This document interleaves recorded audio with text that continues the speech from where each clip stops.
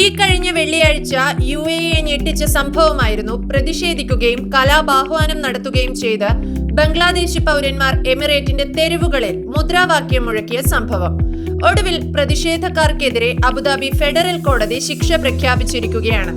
57 ബംഗ്ലാദേശി പൗരന്മാർക്കെതിരെയാണ് നടപടി. ഇതിൽ 3 പേർക്കെതിരെ ജീവപര്യന്തം തടവ് ശിക്ഷയാണ് അബുദാബി ഫെഡറൽ അപ്പീൽ കോടതി ചുമത്തിയിരിക്കുന്നത്.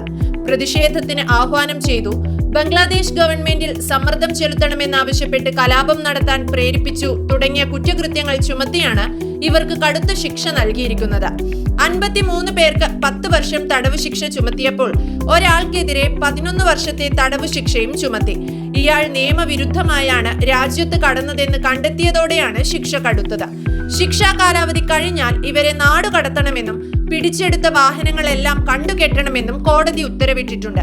30 അംഗ അന്വേഷണ സംഘമാണ് പ്രതിഷേധ സംഭവങ്ങളിലെ പ്രതികളുടെ ഇടപെടലുകളെ കുറിച്ച് അന്വേഷണം നടത്തിയത്.